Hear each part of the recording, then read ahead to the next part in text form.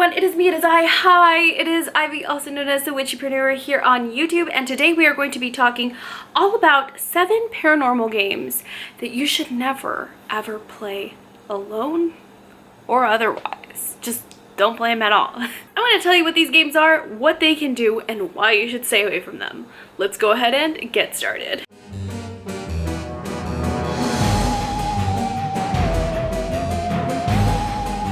So starting off with number 1, we are going to be talking about the elevator game. Now the elevator game actually started in Korea. It's probably one of the most famous paranormal games out there. In order to play this game, you are going to need to find a building with an elevator that goes at least 10 floors up. Also, make sure that you're alone in the elevator. Although I have heard of some people playing it with others there, definitely would be terrifying to play alone, to be honest. So once you're in the elevator, you have to hit the buttons in this exact order. 4, 2, 6, 2, 10, and then 5. When you reach the 5th floor, a woman will come into the elevator. Don't talk to her. Do not even look at her. This woman is not human. Then press the button to go to the 1st floor. But instead of going to the 1st floor, the elevator should actually take you up to the 10th floor. So when you reach the 10th floor, go ahead and step out and explore this whole brand new world. Now this woman that's riding with you, she might ask you, hey, where are you going? Don't respond to her. Don't even look at her. Okay? But you have officially entered a new world. Now, if you're ready to return back to this world, you get back into the elevator and you press the exact same sequence. 4, 2, 6, 2, 10, 5. If you happen to pass out while you're playing, you might just wake up at home, but really pay attention to your surroundings once you wake up. You'll find that where you are now might not be the exact same home that you left. Number 2 is the closet game. Now this game is absolutely terrifying because it doesn't take you to another world. You don't see a ghost, but you do much worse than that, okay? Because with this ritual, with this game, you supposedly summon a demon into your world. Now what you do is you step into a closet, completely dark closet, okay? No lighting can be seen whatsoever, and you take an unlit match and you say, show me the light or leave me in darkness. As soon as you begin hearing anything behind you, any whispering, any rumbling among your closet, you have to grab a match and automatically light it.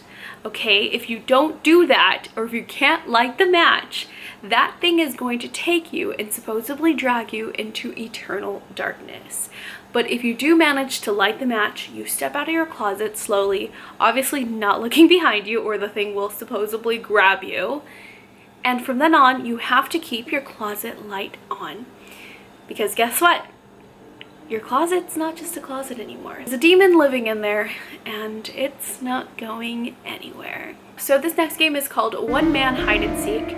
And basically the way that you do this is that you take a doll, right? You open it up by its back and you take out the stuffing and you stuff it with rice and you put one of your nail clippings in there and then you sew it back up with red thread. Next, you basically put the doll in a tub. Some people put it in their sink. I've seen people put it in their sink.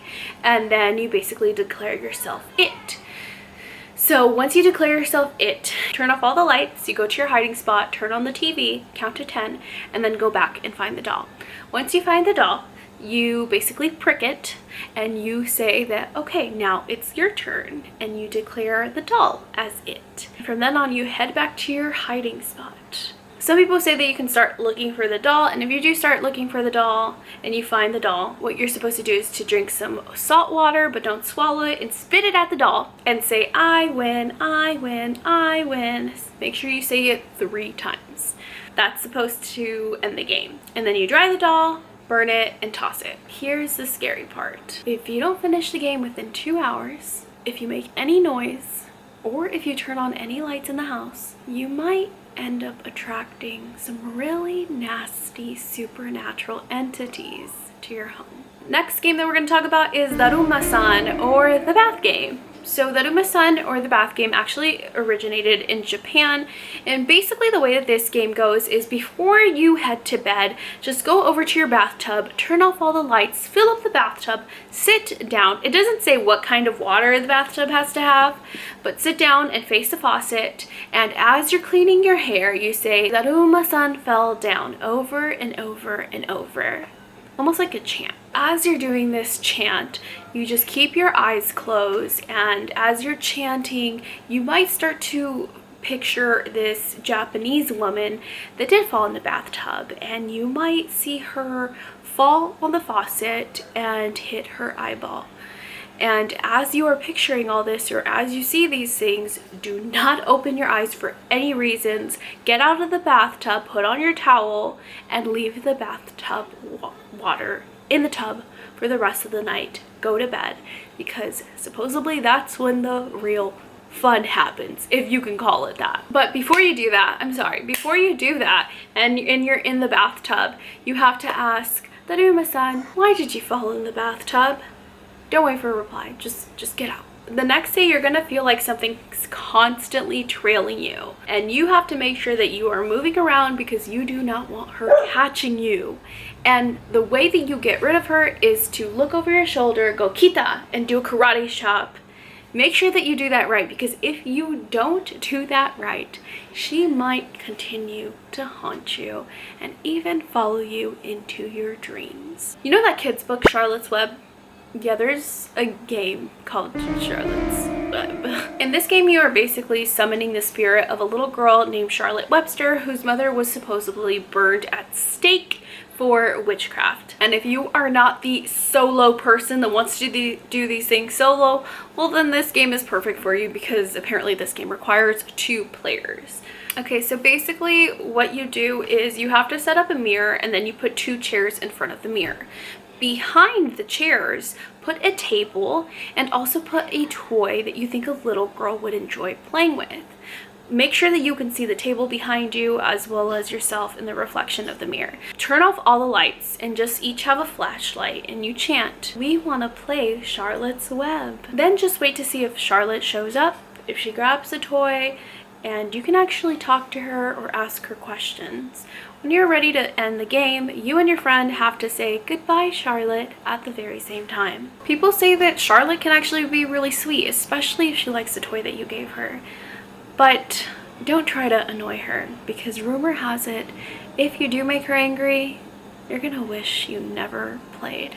The next game is called the 3 Kings game. Alright, so the 3 Kings game was actually started on a subreddit, No Sleep, and basically this game takes you to a dimension, a different dimension, but supposedly it's like a really creepy, disturbing dimension. Okay, and in order to play this, you're gonna need some candles, 2 big mirrors, 3 chairs, and something from your childhood. Make sure that you're in a really big room. So once you've set everything up, leave the door open, go to your bedroom, and set an alarm for exactly 3:30 a.m. Then go to sleep.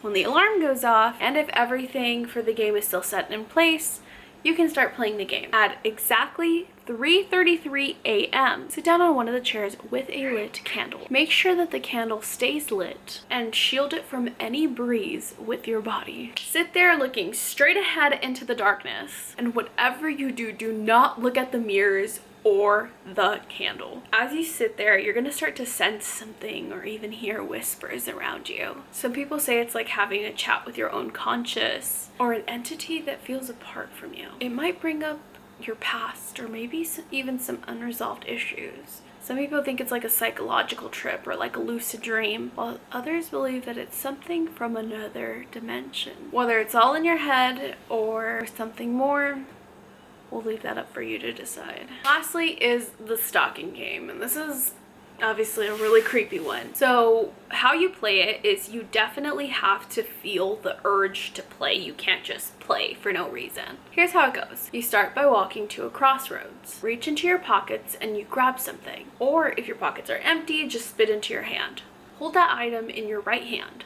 Then look for the first bird that you see. Then you spin in its direction. After that, you follow the first stranger that you see. So if you lose sight of that person, you have to go home and go to sleep and stay in bed. But if they go to a house and you obviously can't get in, you go to your bed. You go to bed at your usual time. However, if they enter a building that's not a house and you lose them, then you have to stay awake for 24 hours until you crash. Whatever item that you were holding during the whole stock fest, put it under your pillow. If it was spit, wipe it off first. Then you have to stay in bed until you dream. And when you dream, you might dream about one of the following things, or more than one. Future events, possibly even including your death. You dream about spirits who have been watching you during the ritual. They can talk to you, advise you on other matters, and so on. A bloody woman with missing eyes may also appear. A man will just appear as well and just stare